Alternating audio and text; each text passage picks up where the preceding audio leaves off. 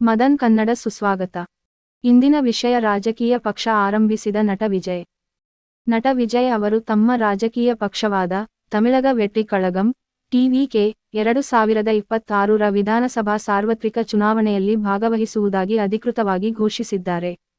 2024ರ ಸಂಸತ್ ಸಾರ್ವತ್ರಿಕ ಚುನಾವಣೆಯಲ್ಲಿ ತಮ್ಮ ಪಕ್ಷ ಸ್ಪರ್ಧಿಸುವುದಿಲ್ಲ ಅಥವಾ ಯಾವುದೇ ಪಕ್ಷವನ್ನು ಬೆಂಬಲಿಸುವುದಿಲ್ಲ ಎಂದು ಅವರು ಸ್ಪಷ್ಟಪಡಿಸಿದ್ದಾರೆ.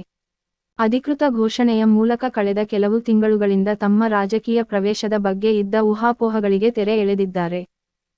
ಟಿವಿಕೆ ಅಧ್ಯಕ್ಷರಾಗಿ ವಿಜಯ್ ಅವರು ನಟರ ಅಭಿಮಾನಿಗಳ ಸಂಘ ವಿಜಯ್ ಮಕ್ಕಳ್ ಇಯಕ್ಕಂ ಕೈಗೊಂಡ ಸಾಮಾಜಿಕ ಸೇವೆಯನ್ನು ಗುರುತಿಸಿದ್ದಾರೆ.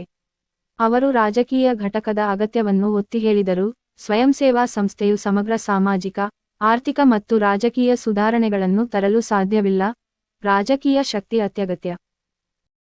ಪ್ರಸ್ತುತ ರಾಜಕೀಯ ಸನ್ನಿವೇಶವನ್ನು ಹೈಲೈಟ್ ಮಾಡಿದ ನಟ, ಒಂದು ಕಡೆ ಆಡಳಿತಾತ್ಮಕ ದುಷ್ಕೃತ್ಯಗಳು ಮತ್ತು ಭ್ರಷ್ಟ ರಾಜಕೀಯ ಸಂಸ್ಕೃತಿ, ಮತ್ತು ನಮ್ಮ ಜನರನ್ನು ಜಾತಿ ಮತ್ತು ಧರ್ಮದ ರೇಖೆಗಳಲ್ಲಿ ವಿಭಜಿಸಲು ಶ್ರಮಿಸುವ ವಿಭಜಕ ರಾಜಕೀಯ ಸಂಸ್ಕೃತಿ ಮತ್ತೊಂದೆಡೆ ಒಡ್ಡುತ್ತಿದೆ.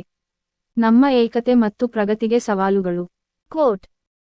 ತಮಿಳುನಾಡಿನ ಜನರ ನಿರೀಕ್ಷೆಗಳನ್ನು ವಿವರಿಸಿದ ವಿಜಯ್, ಪ್ರತಿಯೊಬ್ಬರೂ, ವಿಶೇಷವಾಗಿ ತಮಿಳುನಾಡಿನಲ್ಲಿ, ನಿಸ್ವಾರ್ಥ, ಪಾರದರ್ಶಕ, ಜಾತಿ ಮುಕ್ತ, ದೂರದೃಷ್ಟಿ, ಭ್ರಷ್ಟಾಚಾರಕ್ಕೆ ಕಾರಣವಾಗುವ ಮೂಲಭೂತ ರಾಜಕೀಯ ಬದಲಾವಣೆಗಾಗಿ ಹಂಬಲಿಸುತ್ತಿರುವುದು ಸತ್ಯ.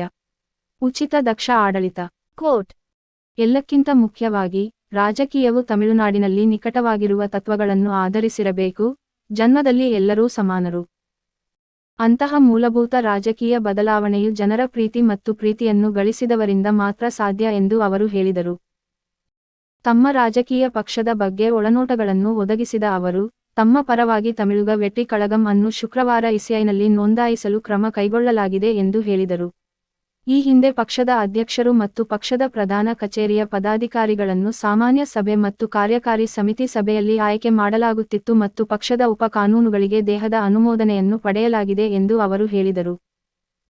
ಇಸಿಐನಲ್ಲಿ ರಾಜಕೀಯ ಪಕ್ಷದ ನೋಂದಣಿ ಪೂರ್ಣಗೊಂಡ ನಂತರ ಮತ್ತು ಸಂಸತ್ತಿನ ಸಾರ್ವತ್ರಿಕ ಚುನಾವಣೆ ಪೂರ್ಣಗೊಂಡ ನಂತರ ಸಾರ್ವಜನಿಕ ಸಭೆಗಳ ತಮ್ಮ ರಾಜಕೀಯ ಪ್ರಯಾಣ ಪ್ರಾರಂಭವಾಗಲಿದೆ ಎಂದು ಅವರು ಹೇಳಿದರು.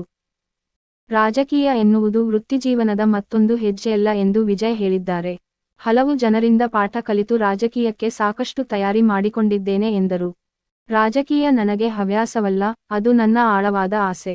ನಾನು ಅದರಲ್ಲಿ ನನ್ನನ್ನು ಸಂಪೂರ್ಣವಾಗಿ ತೊಡಗಿಸಿಕೊಳ್ಳಲು ಬಯಸುತ್ತೇನೆ ಎಂದು ಅವರು ಒತ್ತಿ ಹೇಳಿದರು ಮತ್ತು ಅಡೆತಡೆಯಿಲ್ಲದ ರಾಜಕೀಯ ಕೆಲಸಗಳನ್ನು ಖಚಿತಪಡಿಸಿಕೊಳ್ಳಲು, ಅವರು ಒಪ್ಪಿದ ಚಲನಚಿತ್ರಗಳನ್ನು ಪೂರ್ಣಗೊಳಿಸಲು ಹೊರಟಿದ್ದಾರೆ. ಸಾಮಾನ್ಯ ಸಭೆ ಮತ್ತು ಕಾರ್ಯಕಾರಿ ಸಮಿತಿ ಸಭೆಯಲ್ಲಿ ಪಕ್ಷದ ಅಧ್ಯಕ್ಷರು ಮತ್ತು ಪದಾಧಿಕಾರಿಗಳನ್ನು ಆಯ್ಕೆ ಮಾಡಲಾಯಿತು ಮತ್ತು ಪಕ್ಷದ ಉಪವಿಧಿಗಳಿಗೂ ಪಾಲಿಕೆಯ ಅನುಮೋದನೆಯನ್ನು ಪಡೆಯಲಾಗಿದೆ ಎಂದು ವಿಜಯ್ ಹೇಳಿದರು.